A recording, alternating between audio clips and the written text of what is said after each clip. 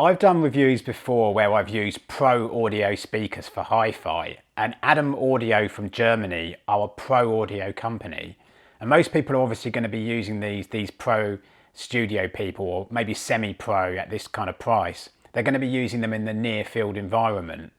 But that doesn't mean that you should intransigently hold a view that you can't use them as such, because there's nothing in their design that restricts them for use in hi-fi.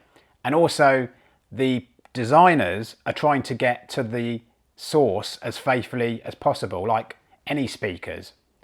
But beyond whether you can or can't use them for hi-fi, I actually cemented my view that you can on listening, which crucially is how I review, because then that takes out any debate around the technicalities.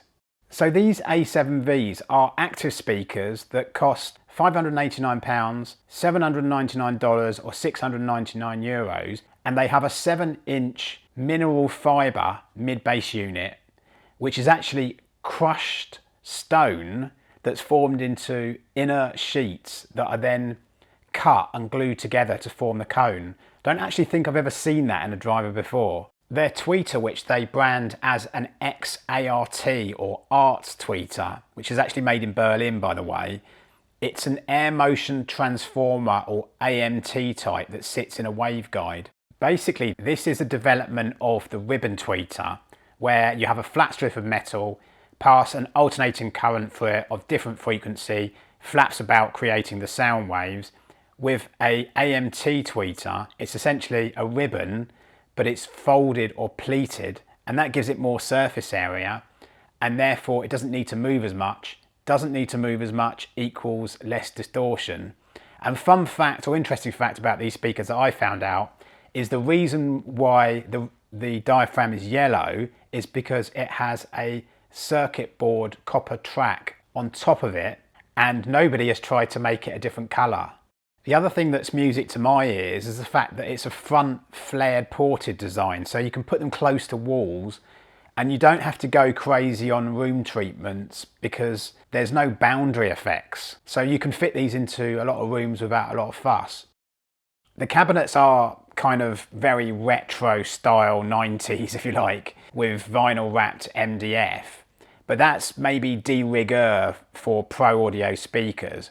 I like the Batman style edging at the top sides. That's to stop refractions of high frequency sounds from the edges of the cabinets.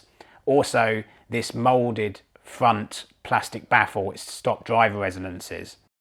You'll notice at the back 2 sets of inputs, XLR balanced single-ended RCA and a little toggle switch to select between the two.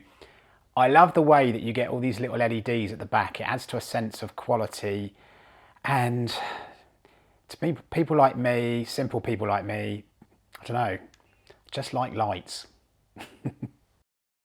These speakers have to do everything in the digital DSP domain for the voicing and adaptation settings that I'll come on to. So that means that at the input, you have to have analog to digital conversion. The signal then goes into the DSP. After that, goes into the active crossover, the digital active crossover, then into a DAC per driver, and again, amp stage per driver after that. To that end, the tweeter was powered by a 20 watt Class AB amplifier, main unit by a 110 watt Class D amplifier, and anechoic frequency response is stated as being 40 Hz to 45 kHz at -6 dB.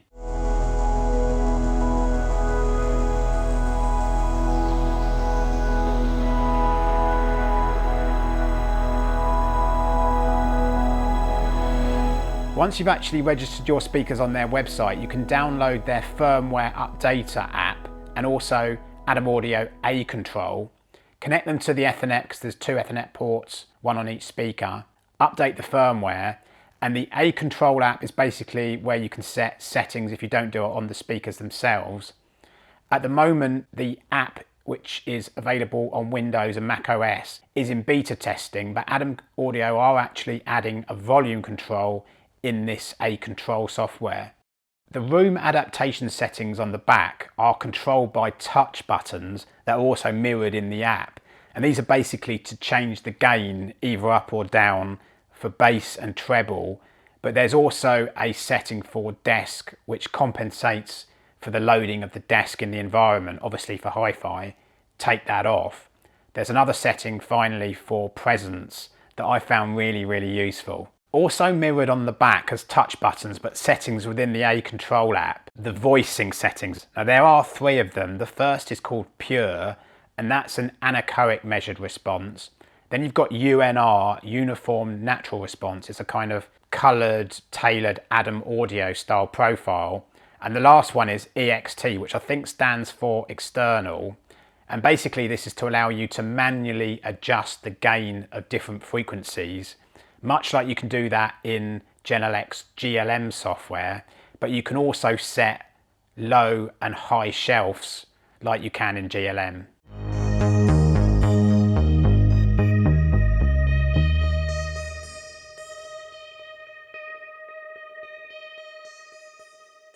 I actually kept it on Pure, which I preferred to UNR, but so far as room adaptation goes, I kept bass and treble quite neutral, which is what I preferred. I lowered desk down by -4 dB, the lowest setting, obviously for reasons I mentioned before, but I also bumped up presence to the highest setting, which I seem to get the most favourable sound. And as you'd expect, you did get, you know, more presence. Sorry for the different light conditions in this video. We're going from ridiculously sunny outside at the moment to looks like it's going to really tip it down with rain. But talking about cables, I actually use really cheap XLR analog cables. Nothing flash, probably only cost about 20 quid. Because I just believe the pricey hi-fi cables in hi-fi are total horse. And that sentiment is probably mirrored in the pro audio community, judging by what some audio equipment shops sell, like my local musical shop, Guitar and Amplifier Keyboard Centre in Brighton. So don't go crazy with cables with these speakers, you'd just be stupid. So I've actually got the XLR cables going into the brilliant Eversolo DMP A6 streamer. Absolutely fantastic product. And I changed the volume steps in the settings of the Eversolo from 1 dB, which is the default, to 0.5 dB, so it gives you more steps in the volume for finer volume adjustment when you're using these speakers.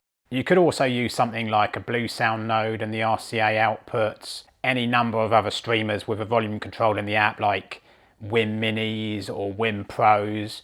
Also, I've got a RME ADI2 DAC FS still. You can use the parametric equalizer in that in order to send a different signal at the analog stage and tailor things before they even get to the speakers as well. On this backplate volume dial, volume is read by the AD converter, which brings in volume data into the signal processor, but there's no concern about fidelity or resolution because there's way more than 24-bit depths of processing power compared to the DACs.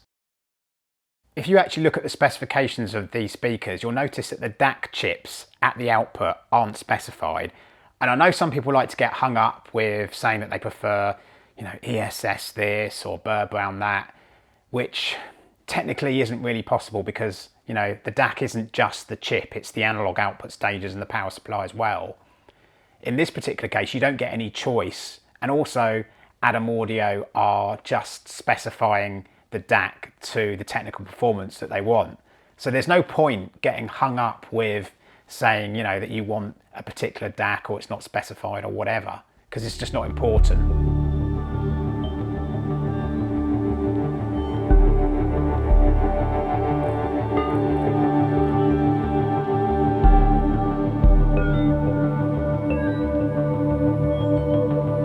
When you do a review and you're reviewing a relatively inexpensive pair of passive speakers, I always find myself thinking, you know, mid-range, tick, tonality, tick, treble performance, tick, bass,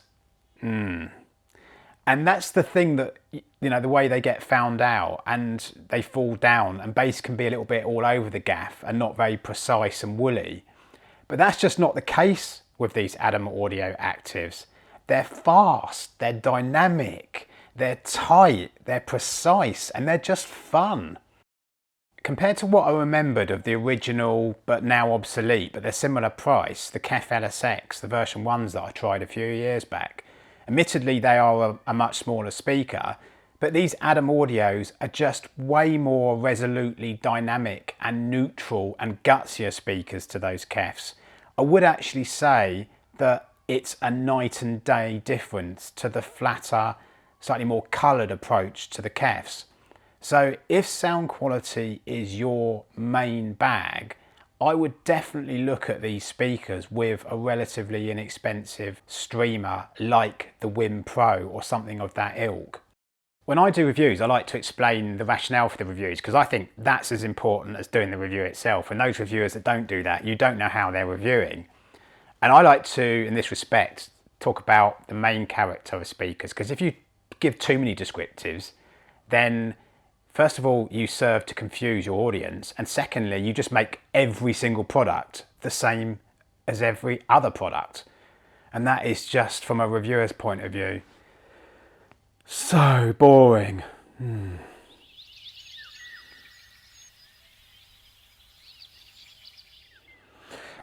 But one thing that does wake you up with these is bass quality, because if you play certain tracks, I found this collapsing of bass air. There is a sense of a very open and boxless dimension to the mid-range, which sits up nice and high, but it's very wide and dispersive across the soundstage. Also, that's the same with percussive instruments that are nice and wide too. And instruments feel as if they're separated very wide at the extremities of the soundstage, but also deep as well. The room adaptation modes allow you to get the best bass and treble balance. And if you get it right, and if you hit the spot, you get this kind of extreme neutrality. My friend actually commented he thought they're very balanced speakers as well. And keeping word salad to a type of side order, if you like, these are like, you can have your cake and eat it so far as bass treble balance is concerned for inexpensive speakers. In fact, you can have your deep fried fish and chips and you've got enough room to throw in a deep fried Mars bar. I'd consider myself to be a plug and play hi-fi person that likes to get products working quickly without tweaking too much and hi-fi becoming too boring or like science that I have to feel the need that I'm like putting a lab coat on in order to understand it. And in this respect, as actives go, these speakers are easily the best I've reviewed so far as a plug and play proposition that you can take out the box and you can get working with a few tweaks quite quickly. Also, as a full-on value hi-fi proposition, I'm genuinely astounded because they work really, really well in my room. Almost straight away, they hit above price in the characteristics I've mentioned to this sort of active ideal. These would, I think, be the types of speakers that I'd get if I wanted to simplify my hi-fi. Because let's face it, a lot of the stuff that we have is superfluous and excess to needs. And you sort of feel like, you know, they see you coming. But with these, they simply do not have any disadvantages at their price. They're incredibly good value. And I would actually probably put them second to the Eversolo DMP A6 as one of the best products I've tried this year. And yeah, I just don't think anyone could have anything bad to say about them.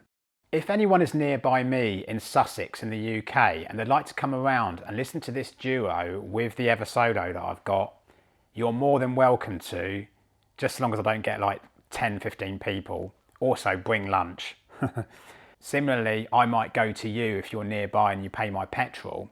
I reckon by doing this that I could shock you into how much you might be paying through the odds for your hi-fi. Thanks very much for watching.